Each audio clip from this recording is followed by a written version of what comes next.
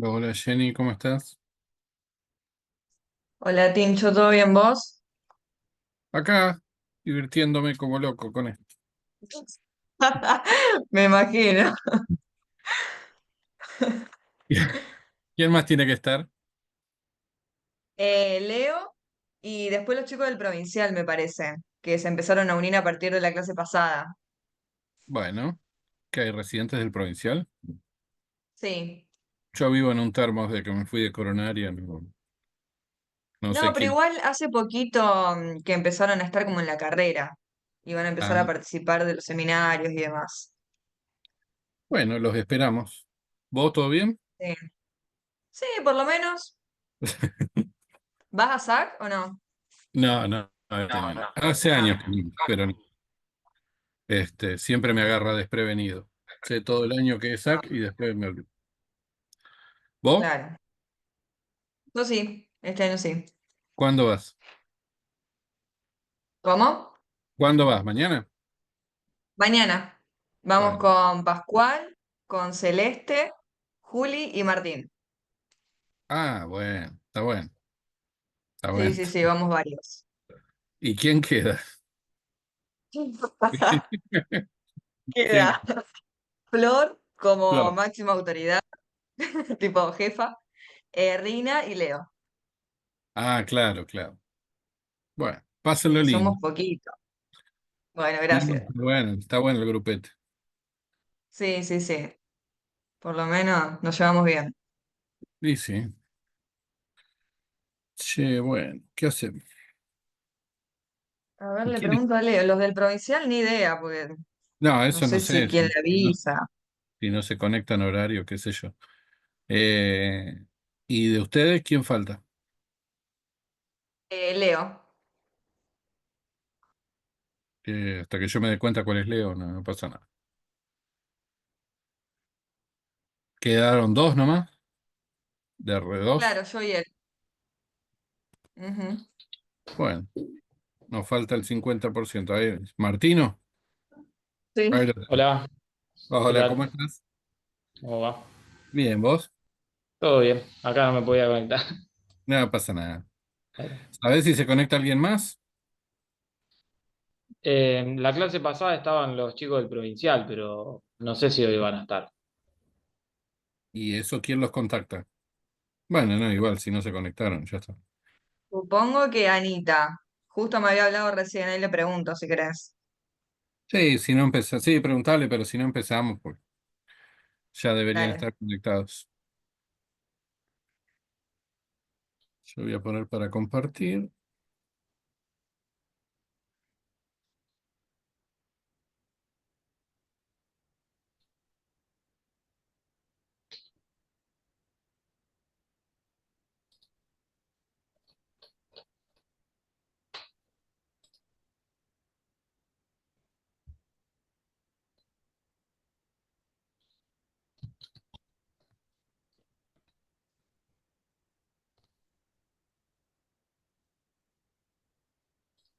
Bueno, vemos que te contesta y arrancamos, si no. dale, ahí le pregunté. Este, el tema es bastante tedioso. No digo que es un embole porque estamos grabando la clase, pero este, vamos a tratar de hacerlo lo más ameno posible. No son cosas que, espero que no son cosas que no sepan. Algunas las van a usar seguidito, muy frecuentemente en su carrera y otras no las van a ver nunca. Pero bueno, como pantallazo, por ahí viene bien.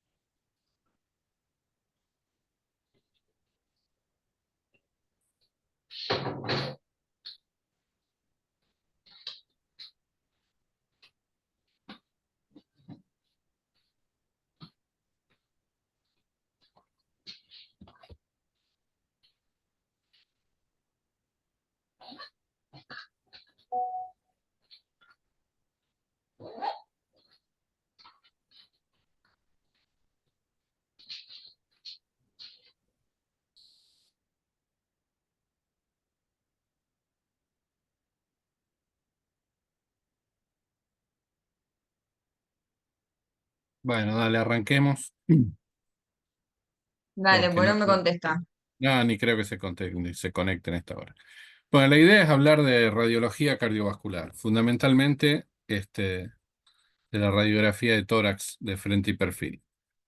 Si yo puedo hacer andar esto, vamos a hablar, como les decía, fundamentalmente de la radiografía de tórax de frente y de perfil.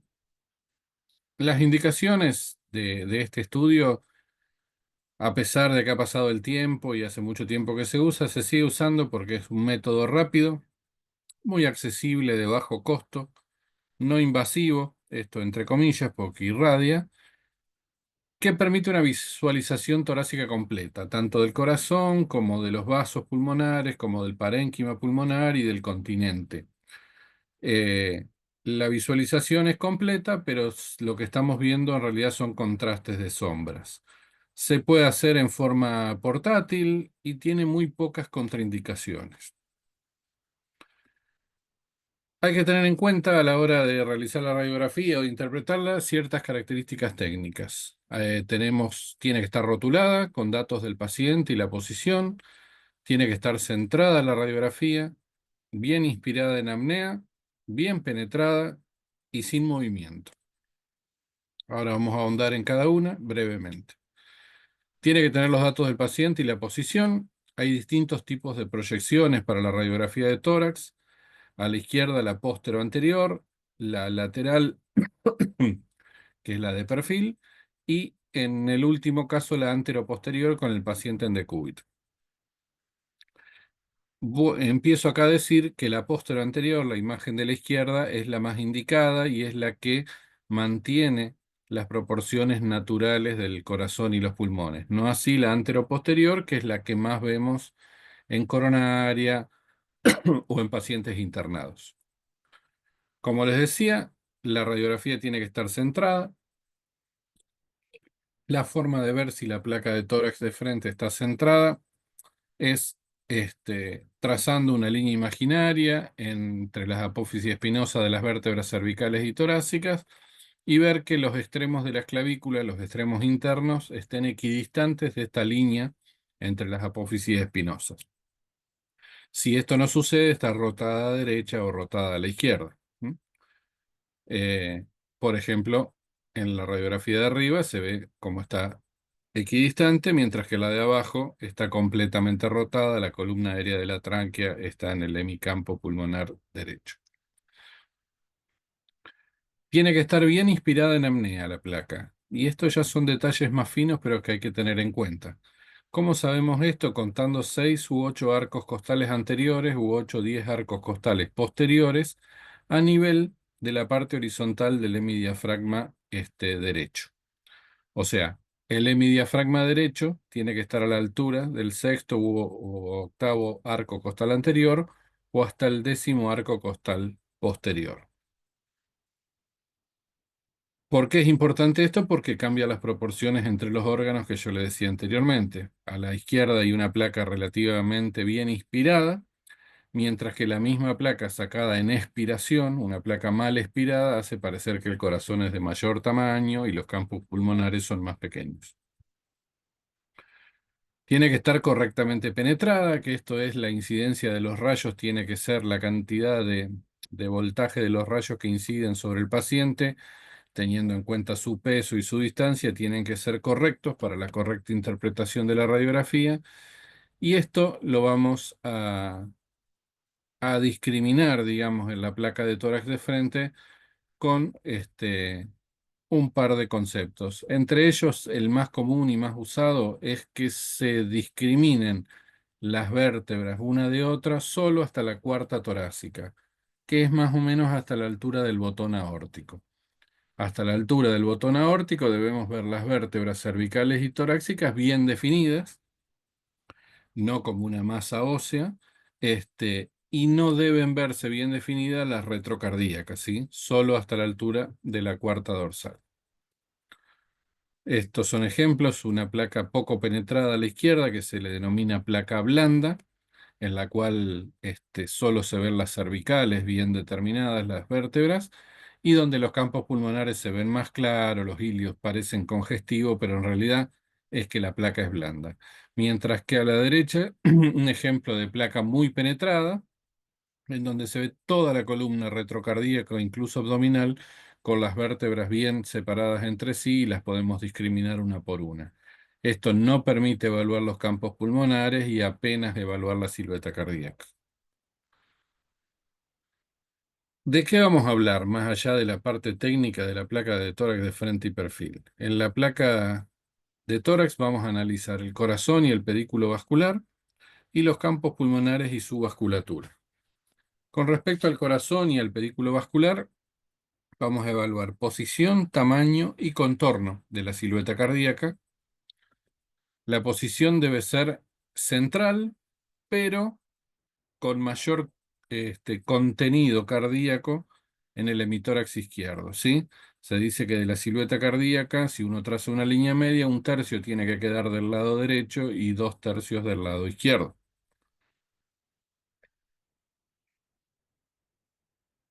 Con respecto al tamaño cardíaco, esto varía y lo que podemos evaluar en la placa varía dependiendo de la edad del paciente, del sexo, del hábito corporal, de la actividad física que realice, como decíamos antes, de la inspiración, si la placa está correctamente inspirada, y si tiene alteraciones óseas torácicas o no. ¿Cómo medimos el tamaño cardíaco? Esto lo sabemos todos a través del índice cardiotorácico, que es una medida relativamente fiel del tamaño real del corazón. El índice cardiotorácico consiste en el cociente entre el ancho, ¿sí? O el diámetro, si quieren, de la silueta cardíaca sobre el de el tórax completo. Esto varía con la edad, ¿sí? En los neonatos y en los chicos menores de 2 años, esta relación es mayor al 50%. En el neonato, tiene que ser menor a 0,65, en el menor de 2 años menor a 0,55 y en el mayor de 2 años y en el adulto menor al 50%. El corazón ocupa en el tórax, en los chicos pequeños y sobre todo en el neonato, mucho más espacio en relación a los pulmones y la caja torácica que en el adulto. Moraleja entonces, la relación cardiotorácica normal de un adulto es menor al 50%. Esto es un tórax infantil, una placa de un chico aparentemente normal, muy penetrada. En los chicos en general son así las placas, en donde la relación cardiotorácica es mayor al 50%, pero esa silueta cardíaca es normal. Hace muchos años, cuando no se disponía de otros métodos, la cardiomegalia se evaluaba en grados según la relación o el índice cardiotorácico. Esto no me interesa que lo sepan ni tiene sentido porque esto ha sido reemplazado por otras técnicas. Varias ecografías de las que realizamos en el hospital es porque en una placa se evaluó un índice cardiotorácico aumentado. Sí me interesa que sepan que hay causas, si uno asocia índice cardiotorácico aumentado con cardiomegalia, la relación no es lineal y nos podemos equivocar, porque hay causas aparentes de cardiomegalia que generan un índice cardiotorácico aumentado, pero que el corazón puede ser de tamaño normal. Por ejemplo, la incidencia de la placa anteroposterior, como las que sacamos en coronaria con el paciente semisentado, no está a la distancia correcta y la incidencia de los rayos en forma anteroposterior teóricamente acceden a la silueta del corazón antes que a los pulmones y dan una imagen de aumento del tamaño cardíaco que no es real y que no sucede cuando la placa está tomada en la sala de radiología como un teletórax en incidencia póstero-anterior. Cuando el paciente está rotado o la placa está rotada hacia la izquierda, el corazón se puede ver más grande. Cuando está mal inspirada o sacada directamente en expiración, se puede ver más ancho el corazón y la relación cardiotorácica aumentar. Lo mismo en las situaciones que ocupan espacio abdominal, porque traccionan el diafragma hacia arriba, el corazón queda más acostado y ocupa más espacio transversal en el tórax, como la obesidad, la ascitis masiva, el embarazo y las ocupaciones abdominales por tumores o alguna otra cosa. Otra causa bastante frecuente y que uno tiene que sospechar es el derrame pericárdico, en donde no solo está aumentada el diámetro del corazón con respecto al tórax, sino que se pierden los bordes habituales del corazón. Y anormalidades de la pared torácica, como el pectum excavado o una cifosis muy marcada, pueden distorsionar el índice cardiotorácico y parecernos que tiene cardiomegalia cuando en realidad tiene un corazón normal. Algunos ejemplos, lo que les decía antes, la influencia de la inspiración. Supongamos que es la misma placa, creo que no lo es, pero supongamos que es la misma persona que sacó dos placas, una en inspiración y la otra en expiración. Cuando el diafragma sube en expiración, el corazón queda más acostado y ocupa más lugar en sentido transversal. La obesidad puede generar lo mismo, que al subir el diafragma el corazón quede transversal y parezca más grande, la placa expirada o mal inspirada. El derrame pericárdico, como les decía, a la izquierda una radiografía de un derrame pericárdico comprobado por tomografía a la derecha, pero bueno, no solo es que ocupa más espacio la silueta cardíaca en el tórax en sentido lateral, sino que aparte pierde los bordes y lo vamos a ver más adelante, tiene otros detalles. El pectum excavatum, que en la radiografía de frente no se percibe, pero en la de perfil sí, puede generar que el corazón adopte el sitio que le permite la anomalía torácica, digamos, sobre todo más tirado hacia la izquierda y puede parecer que ocupa más espacio. Vamos a hablar, como les decía, de la posición, del tamaño y del contorno. Y ahora nos toca hablar del contorno, que es el análisis de la silueta cardíaca. Podemos describir un borde derecho y un borde izquierdo a la hora de hablar del corazón en la radiografía de tórax. El borde derecho consta de dos curvaturas, una superior y una inferior. La curvatura superior consiste en la proyección de la vena cava superior y la curvatura inferior en la proyección de la aurícula derecha. El borde izquierdo tiene tres curvaturas, las tres convexas hacia afuera. La superior es el arco aórtico a nivel del callado. La curvatura media consiste en la proyección de la arteria pulmonar izquierda. Y la curvatura inferior, que es la más grande, es la que dibuja el contorno del ventrículo izquierdo. Esto es lo que vamos a describir y a través de lo que vamos a inferir agrandamientos de cavidades a nivel cardíaco. Más allá de marcar las curvaturas, fíjense, esa es una placa muy penetrada en donde se ve la columna hasta el abdomen.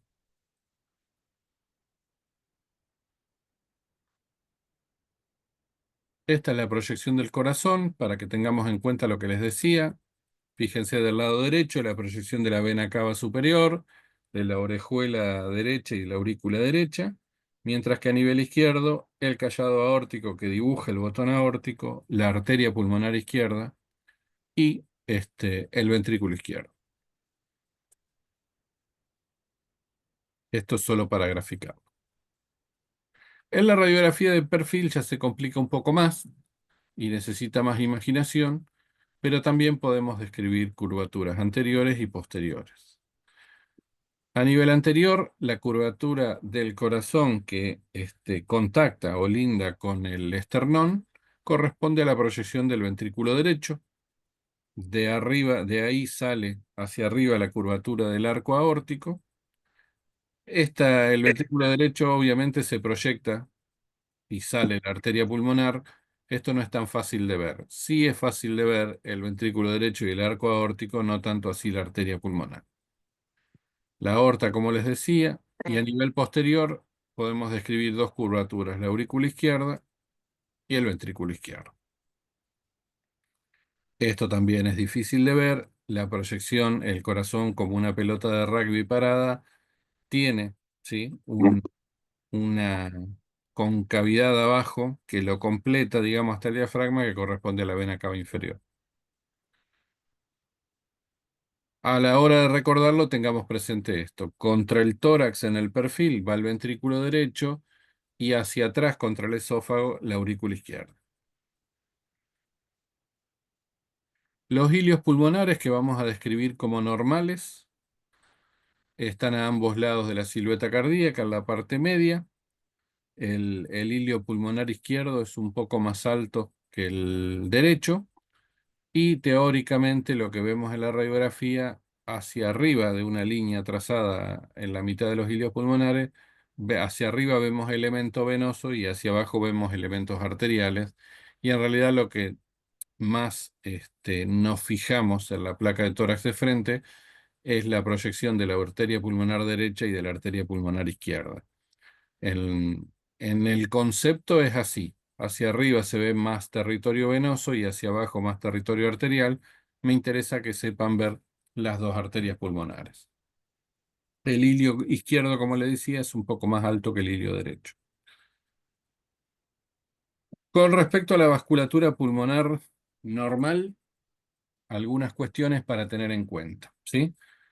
La distribución vascular tiene que ser simétrica, no calcada de un lado o del otro, pero sí simétrica. Ambos campos pulmonares tienen que estar perfundidos equitativamente.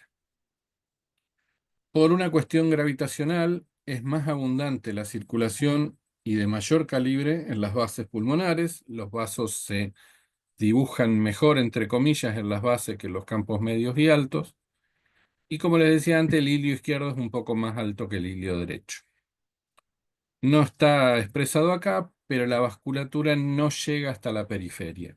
El tercio externo de los campos pulmonares casi no se perciben el reticulado arterial.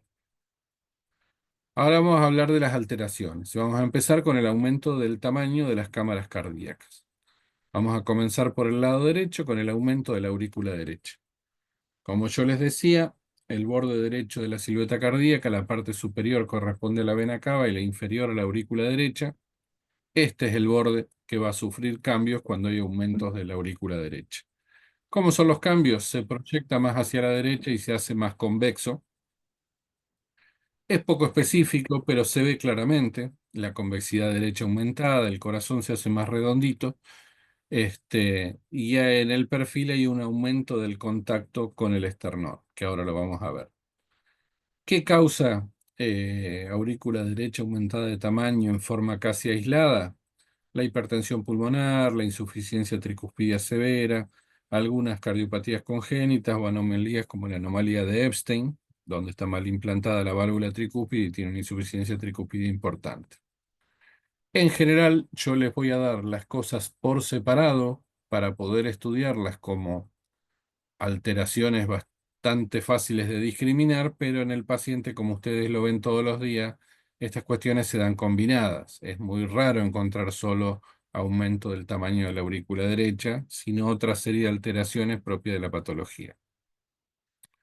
Estos son ejemplos, y por ahí viene bien que tenga implantado un desfibrilador con un marcapaso bicameral, porque así uno puede imaginarse dónde está la aurícula derecha y el ventrículo derecho, ¿sí? El ventrículo derecho no tiene en la placa de tórax de frente proyección porque está apoyado sobre el diafragma. Fíjense dónde está el catéter auricular, cómo está aumentado de tamaño la curvatura derecha por el aumento del tamaño de la aurícula. La convexidad derecha aumentada. Esta es la más clarita, digamos, donde uno, si bien la silueta cardíaca conserva su forma, es marcada la convexidad derecha. Y en el perfil, como les decía, la parte del corazón, que era el ventrículo derecho, que es la que linda con el esternón, toma mayor contacto con el esternón porque lo empuja la aurícula derecha aumentada de tamaño. Fíjense, y por eso puse esta dentro de todas las que vi. El catéter superior de marcapaso es el de la aurícula derecha. Ahí nos podemos dar una idea de cómo es el aumento de contacto con el exterior, porque el mismo catéter está mostrando dónde está la aurícula derecha.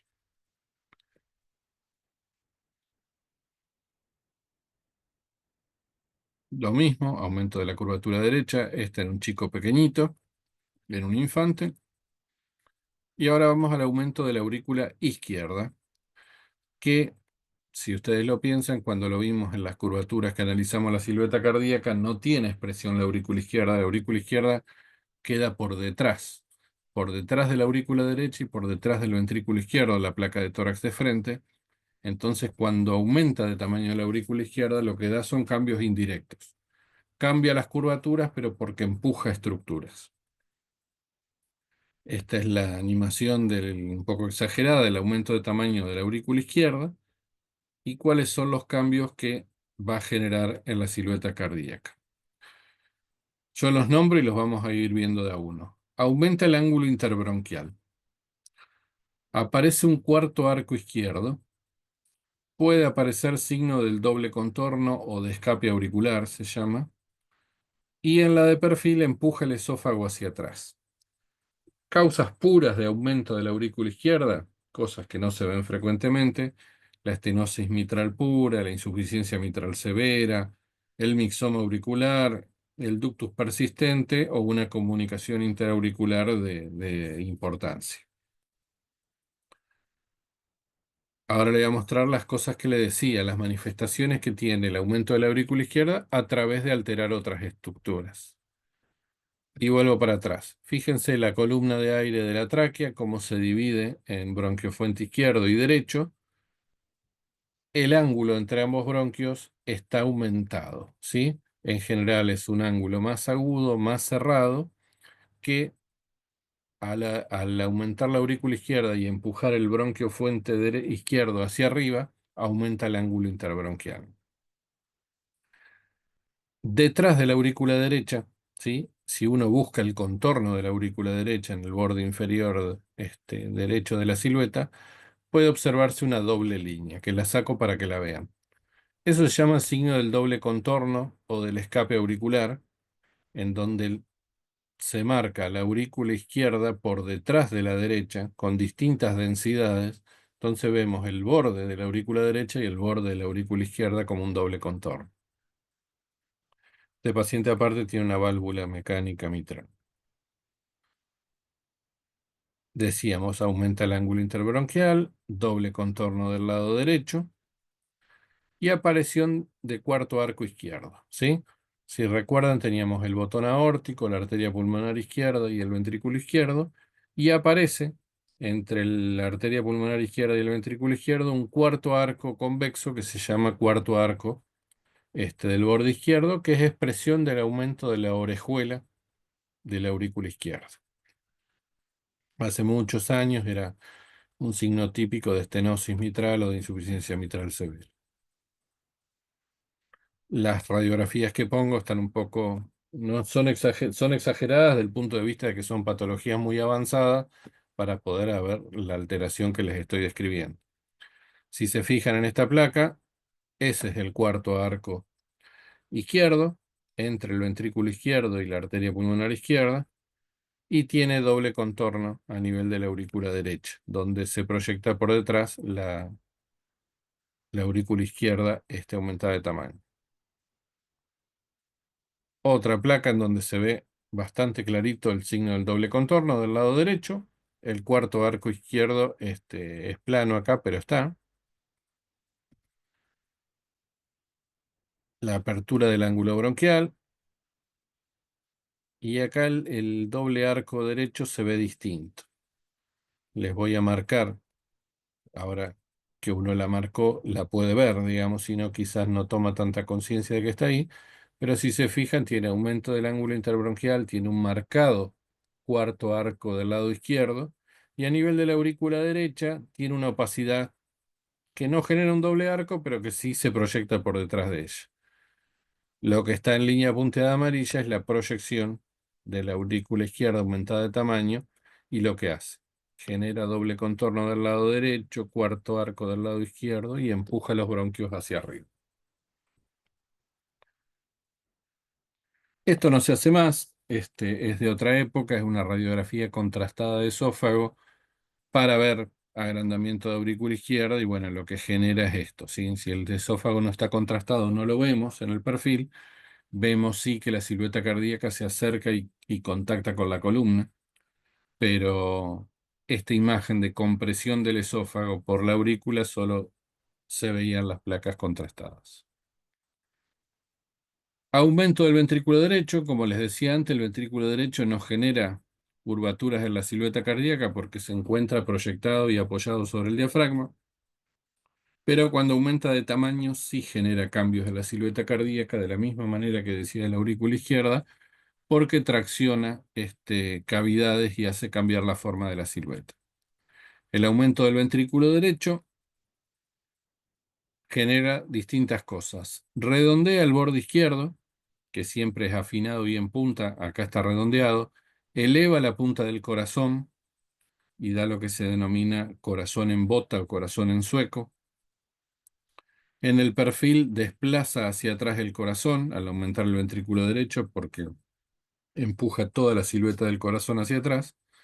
Y el espacio retroesternal en el perfil ocupado por aire en los pulmones entre el ventrículo derecho y el esternón aparece más pequeñito y ocupado por el ventrículo aumentado de tamaño. Las mismas causas que decíamos para aumento de la aurícula derecha pueden incidir en el tamaño del ventrículo y en general se dan las alteraciones combinadas, ¿sí? La hipertensión pulmonar, la estenosis pulmonar, la insuficiencia mitral que ya dio la vuelta, la tetralogía de Fallot o una CIB. Estas son causas puras de aumento de ventrículo derecho.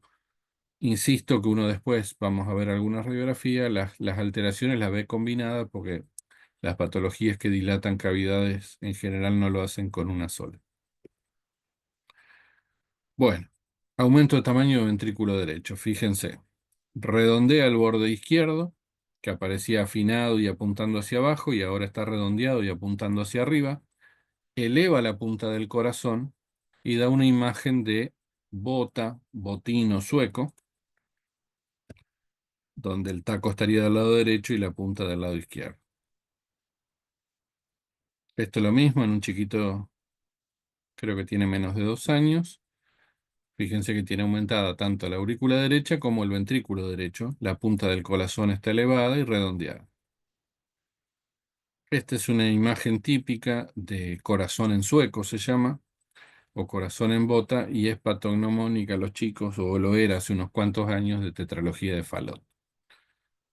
Así tan marcado, ¿sí? Con el corazón en sueco o en bota, lo primero que había que pensar era en tetralogía de Fallot. En el perfil les decía que se ocupa el espacio retroesternal, el espacio vacío que hay entre el esternón y el ventrículo derecho. Al aumentar el ventrículo derecho, ese espacio queda muy finito u ocupado y se desplaza hacia atrás la silueta del corazón, traccionada por el aumento del ventrículo derecho. Esto en una radiografía, fíjense que casi no queda espacio retroesternal y fíjense hacia atrás que el corazón invade la silueta de la columna. Sí, el corazón está separado de la silueta sí, de la columna dorsal e incluso por detrás del corazón y antes de la columna tiene que pasar la aorta torácica descendente. Eh, Acá, ante tanto aumento de ventrículo derecho, el corazón se superpone con la columna. Y esto quizás es lo más común, el aumento del tamaño del ventrículo izquierdo. El ventrículo izquierdo generaba el arco inferior izquierdo en la radiografía y cuando aumenta de tamaño genera cambios en ese arco de la silueta. En primer lugar, aumenta el índice cardiotorácico. Como el corazón crece hacia la izquierda, ocupa más espacio transversal. Se redondea el borde izquierdo, pero no hacia arriba, como veíamos recién en el agrandamiento ventricular derecho, sino hacia abajo. La punta del corazón aparece desplazada hacia abajo, atrás y a la izquierda, y en realidad esto se ve en la radiografía de tórax de frente como que la punta del corazón se proyecta dentro de la cámara gástrica, ¿sí? Se proyecta debajo de la línea del hemidiafragma izquierdo. En el perfil también hay un aumento de la proyección posterior del corazón y en el perfil antes se analizaba un aumento de distancia entre la vena cava inferior y el ventrículo izquierdo que ya no se usa más. Las causas, la más común es la hipertrofia de VI, la estenosis aórtica, las miocardiopatías dilatadas o la insuficiencia mitral. Bueno, lo que les decía recién, un corazón, una relación cardiotorácica aumentada a expensas del aumento del arco inferior izquierdo cardíaco que corresponde al ventrículo izquierdo. El ápex no se ve traccionado hacia arriba, si bien el borde redondeado no es como en el ventrículo derecho, sino que el ápex apunta hacia abajo y hacia la izquierda, y el corazón aparece transpuesto con la proyección del hemidiafragma izquierdo y de la cámara gástrica. Esta es una radiografía de aumento del arco inferior izquierdo bastante más específica de hipertrofia miocárdica, digamos, porque si bien está redondeado y está aumentado, el corazón todavía es pequeñito. Aumento del arco inferior izquierdo, aumento del arco inferior izquierdo, en este caso también se ve cuarto arco derecho, izquierdo, perdón, se ve uno, dos, tres, cuatro arcos. Esto es de agrandamiento de aurícula izquierda, acá hay doble contorno, y esto es de agrandamiento de ventrículo izquierdo. Esto ya es más realista, ya alteraciones combinadas que a uno le hacen suponer patologías más comunes como la miocardiopatía dilatada. Lo que les decía recién, alteraciones combinadas, aumento de la aurícula derecha y aumento del ventrículo izquierdo, arcos de los dos lados aumentados de tamaño. Y bueno, en el perfil, al aumentar el tamaño del ventrículo izquierdo, si bien está como acostado sobre el diafragma, proyecta la silueta cardíaca hacia atrás. Esto es lo que le decía que se medía antes. Recuerden que el corazón se va hacia atrás, tanto en el aumento de la aurícula izquierda, del ventrículo izquierdo y del ventrículo derecho. Esta medición entre el ángulo de la vena cava y el corazón no tienen por qué saberla, no se usa más. Y aparte no es tan fácil de ver. Esta es la silueta de perfil cardíaca, donde analizábamos las líneas. Ahora vamos a alteraciones del pedículo vascular, ¿sí? Vamos a hablar en primer lugar de las más comunes, de la aorta torácica, de sus dilataciones, aneurisma, disecciones o coartación. Con respecto a la dilatación, ¿sí?, de la aorta torácica tiene tres segmentos, como ustedes saben: ascendente, botón aórtico que corresponde a la parte transversa del callado, y la aorta torácica descendente. Cuando la aorta está dilatada, aparece elongada, se dice como estirada. Hay prominencia del arco superior derecho que ya no corresponde a la vena cava superior, sino que está reemplazado por el aumento de tamaño de la aorta torácica ascendente.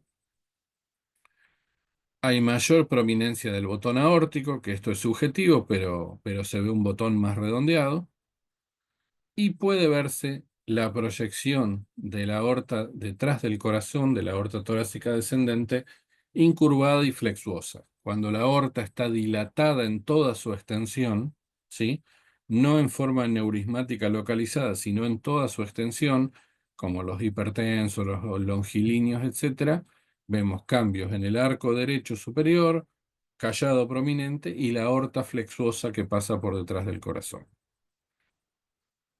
Un arco aórtico aumentado de tamaño, un arco prominente que reemplaza lo que sería la vena cava superior. En el perfil, ahí puede dibujarse completamente la silueta del arco aórtico y la aorta torácica descendente, que, como les decía, vemos la prominencia anterior de la elongación del ascenso aórtico, y en el perfil podemos ver que la silueta de la aorta torácica descendente se superpone con la columna dorsal. En condiciones normales, la aorta pasa por delante de la columna dorsal, y en la placa de perfil se ve una delante de la otra y no superpuestas. Ya a la hora de hablar de aneurismas de aorta, que son dilataciones focales de segmentos aórticos, depende de dónde se encuentre, es lo que vamos a discriminar en la placa. Este es un ejemplo de aneurisma de la región del callado. Fíjense en la imagen de la izquierda, no tiene prominencia del arco derecho superior, porque la aorta ascendente es normal, pero sí tiene un botón aórtico muy prominente que incluso se proyecta por detrás, Cuando uno ve el perfil se da cuenta de que todo el arco aórtico está dilatado, todo el callado, y en forma neurismática. Esto es un ejemplo grosero también, callado aórtico y aorta descendente dilatadas en forma neurismática. En este caso corresponde la dilatación aneurismática a la aorta ascendente, forma la prominencia en el arco superior derecho, pero fíjense que el botón aórtico es chiquito y no se ve la proyección de la aorta por detrás. Es solo ese segmento.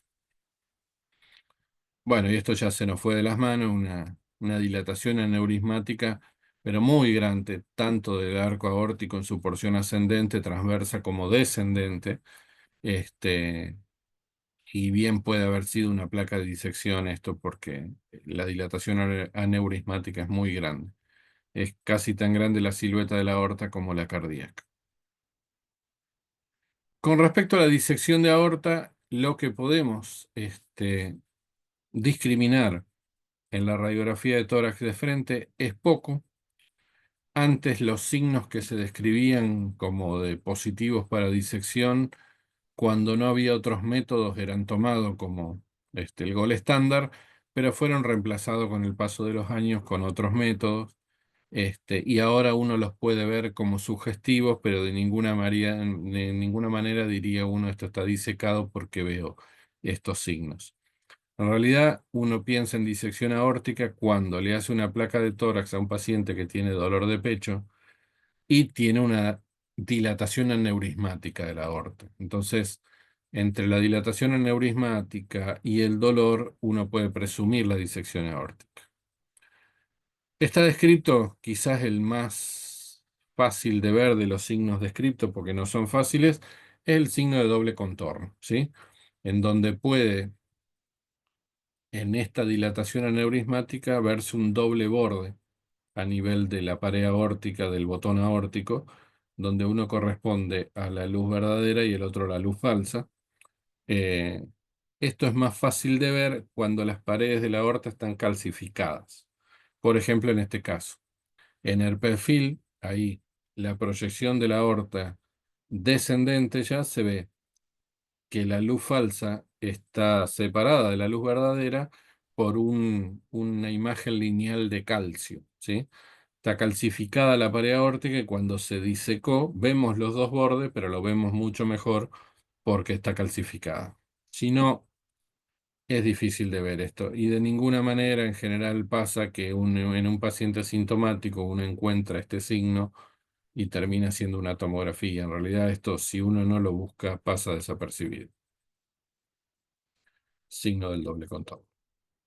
Con respecto a la coartación de aorta, podemos encontrar ciertos hallazgos, este, sobre todo en chicos sintomáticos chiquitos, donde podemos encontrar un doble arco aórtico del lado izquierdo, que sería como un doble botón aórtico, porque a continuación de la porción transversa que forma el botón aórtico aparece la coartación y una nueva dilatación, y nos da como un doble botón aórtico. Eso se llama doble arco.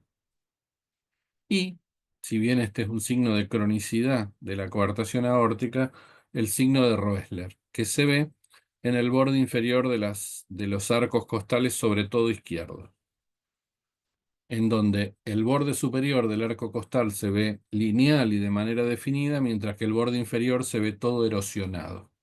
Y esto se debe, si uno hace una arteriografía, a la ingurgitación de las arterias intercostales posteriores a la coartación. La coartación genera un aumento de la velocidad de flujo aórtica por debajo de ella y las arterias que dependen de ese sector de la aorta están este, ensanchadas, digamos, porque hipertrofiada no es el término, son flexuosas, están muy repletas de sangre y terminan a lo largo erosionando el borde inferior de las costillas. Esa erosión del borde, que la pueden ver sin las arterias del lado izquierdo, se llama signo de Roesler y sí es patognomónico de coartación aórtica. Una vez hablado de esto, vamos a hablar del pericardio, ¿sí? De algunas patologías, la que más me interesa que puedan discriminar es el derrame pericárdico. Después hay quistes, tumores pericárdicos, calcificaciones, que son hallazgos. Con respecto al derrame pericárdico, ¿qué sucede cuando se colecciona líquido dentro del pericardio alrededor del corazón? Se pierden los contornos de los que estábamos hablando, ¿sí? Lo de los arcos derecho y los arcos izquierdos se borra. Se borran los contornos cardíacos, el índice cardiotorácico aumenta, ¿sí? A expensas del aumento de la silueta cardíaca, y cuando el derrame es importante podemos tener la imagen que se denomina embotellón. Fíjense, parece, si uno lo quiere imaginar, como una bolsa llena de líquido que uno la sostiene desde arriba, pero ya no tenemos dos arcos derechos, tres arcos izquierdos, se pierden los bordes. Esta es más clara la placa, y sí aparece la imagen en botellón. En botellón se le dice en honor a esta vasija, porque adquiere esta forma. Acá en Argentina se le decía más que parecía una botella de vino San Felipe, que tiene esta forma, muy ancha debajo y que se estrecha hacia el cuello de botella, ¿sí? Se pierde el contorno normal del corazón, aparece redondeado y con forma de botellón. Esto es una imagen de calcificaciones pericárdicas que también son patologías de otra época, como la tuberculosis y la pericarditis constrictiva, que en el hospital las podemos seguir viendo frecuentemente. Pero bueno, fíjense el contorno cardíaco bordeado de calcio.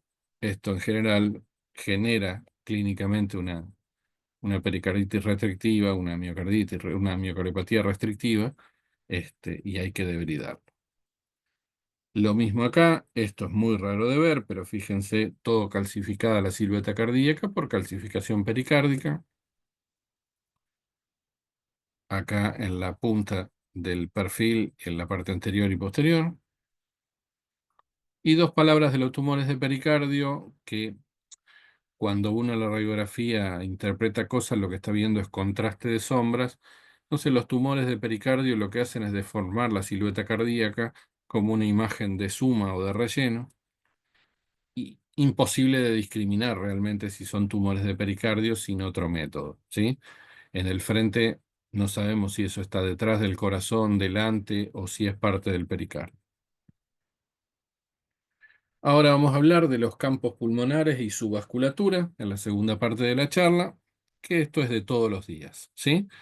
Vamos a hablar de las alteraciones que vemos en la hipertensión arterial pulmonar, en la hipertensión venocapilar pulmonar, que esto es el alma mater del cardiólogo, y algunas alteraciones que podemos ver en el tromboembolismo de pulmón.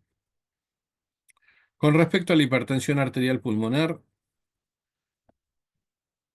¿qué cambios produce el aumento de la presión en las arterias pulmonares en la placa de tórax de frente?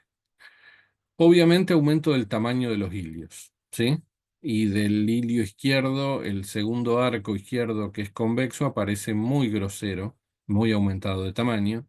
En esta radiografía que se muestra se ven las dos arterias pulmonares aumentadas de tamaño, tanto la derecha con su rama inferior como la izquierda. Se ven engrosados los vasos centrales que salen de los ilios y se ve disminuida el calibre de los vasos periféricos.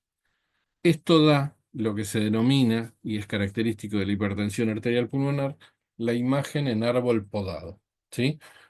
Más allá de los ilios aumentados de tamaño, los vasos centrales aparecen como más gruesos y desaparece la vasculatura, ¿sí? Se hace muy finita, difícil de percibir, y eso da la imagen de un árbol como podado en sus ramas más grandes. Ilios aumentados de tamaño, ¿sí? Fíjense que las ramas centrales de los vasos son gruesitas, se las ve bien, y de la mitad del campo pulmonar para afuera no vemos más nada. Eso es la imagen de árbol podado. Ilios muy groseramente aumentados de tamaño, casi no se ve vasculatura periférica, solo las ramas principales. Si recordamos esto, estamos bien, ¿sí? Imagen en árbol podado y ilios aumentados de tamaño. Esto ya es muy grosero, la arteria pulmonar derecha sumamente aumentada de tamaño con su rama inferior, y el arco izquierdo que corresponde a la arteria pulmonar izquierda también.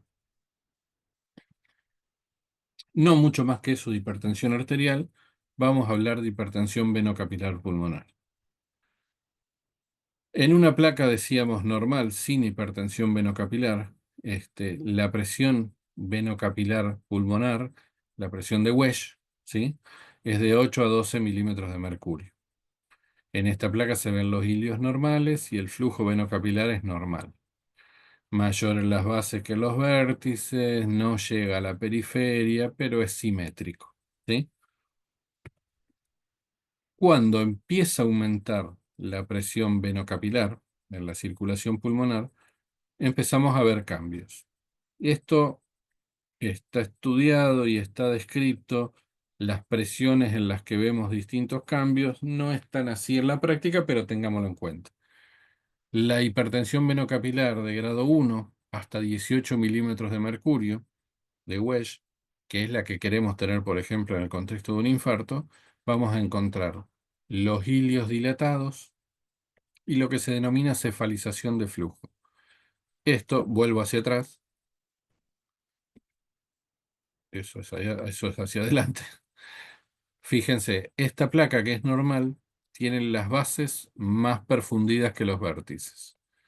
En la hipertensión venocapilar grado 1, la cefalización de flujo es porque se ven ramificaciones que equiparan el flujo en los vértices que en las bases.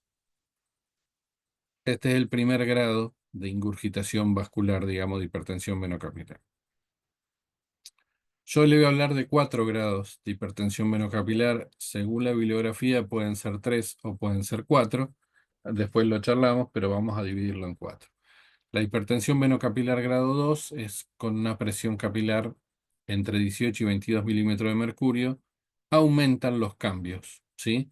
Ya el flujo que se cefalizaba se hace predominante hacia los vértices, tiene más vasculatura hacia arriba que hacia abajo.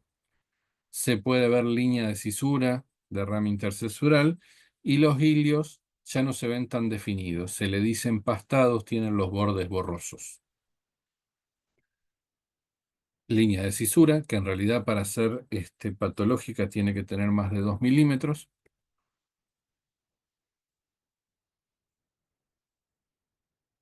Sigamos aumentando la presión venocapilar y vemos los cambios que van a aparecer. En la hipertensión venocapilar grado 3, entre 22 y 25 milímetros de mercurio, ya los hilios son un masacote borroso, ¿sí? Por eso se le dice empastado. Aparece líneas B de Kerley y incipientemente edema alveolar. ¿Qué son las líneas B de Kerley? Bueno, esta es una placa de hipertensión venocapilar grado 3. Fíjense, los cilios ya no están tan definidos. El izquierdo se discrimina, el derecho ya no. Es como que está borroneado. El flujo va más a los vértices que a las bases y tendríamos que acercarnos para ver líneas B de Kerley.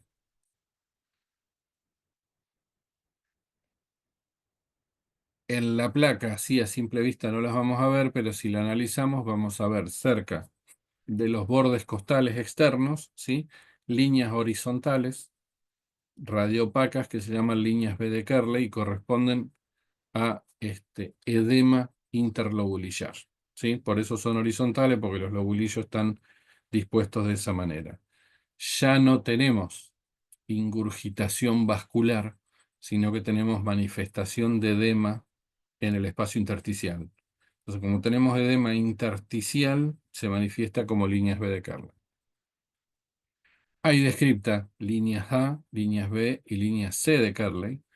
Depende el edema intersticial, si es interbronquial, interlobulillar, interalveolar. Las que se pueden discriminar en la placa en general son las líneas B, las otras suelen ser oblicuas. Las líneas B se ven en la periferia, hay que buscarlas, como rayitas horizontales radiopacas. Y son la manifestación de edema interlobulillar.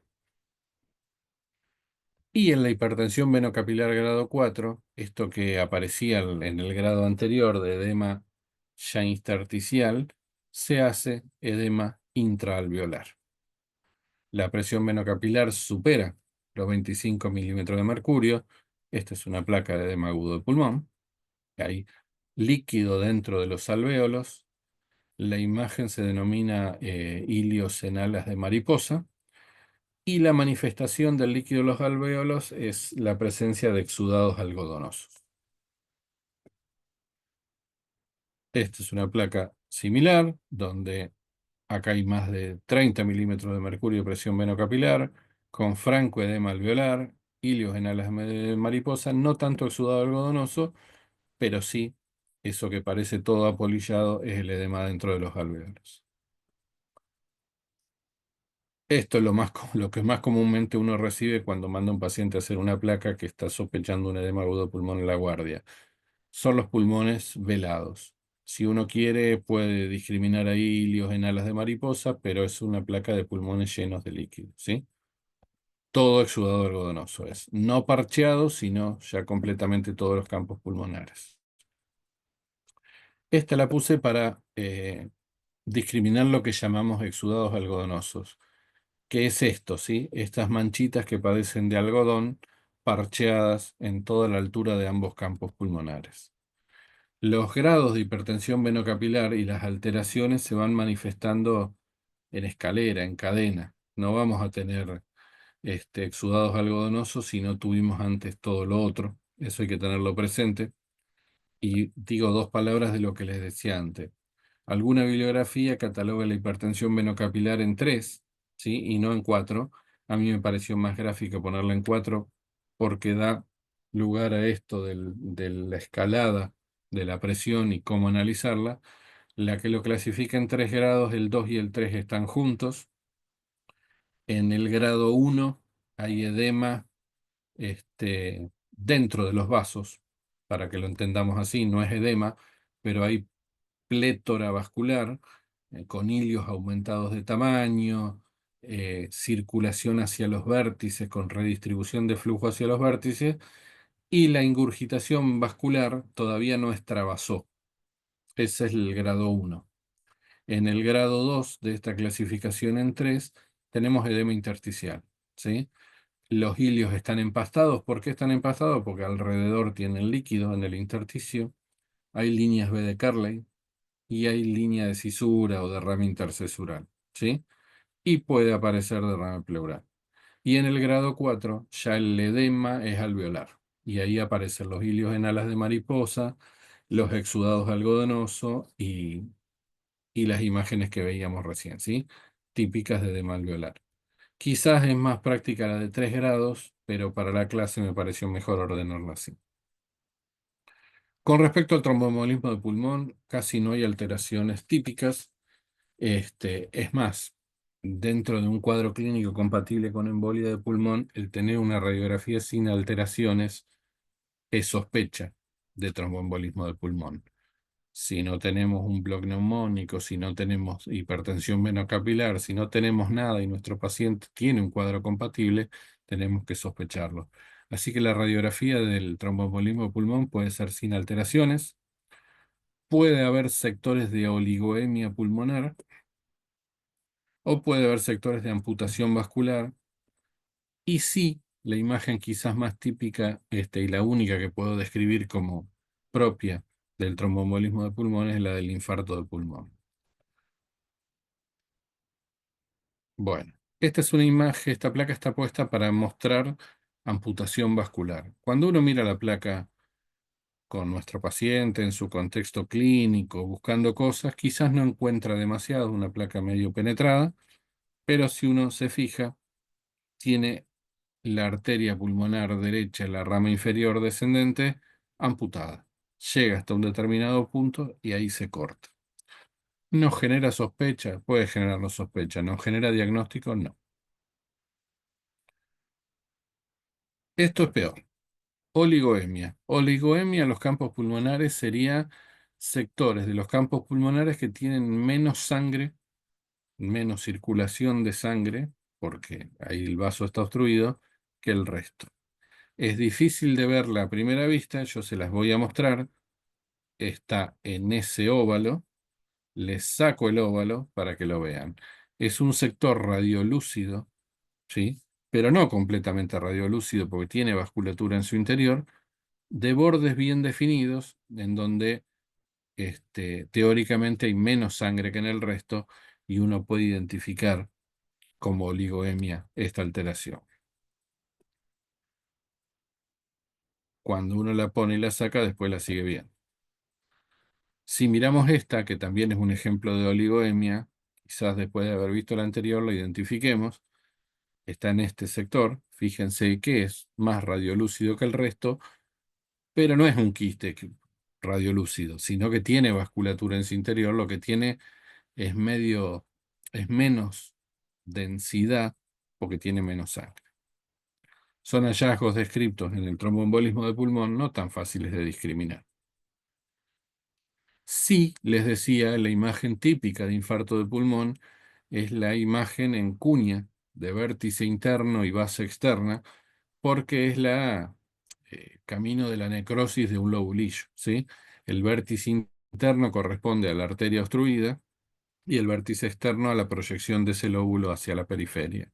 Esta imagen en cuña de infarto de pulmón sí puede ser específica del tromboembolismo, pero las otras son mucho más difíciles. Lo mismo, una imagen en cuña en el lóbulo medio del pulmón derecho.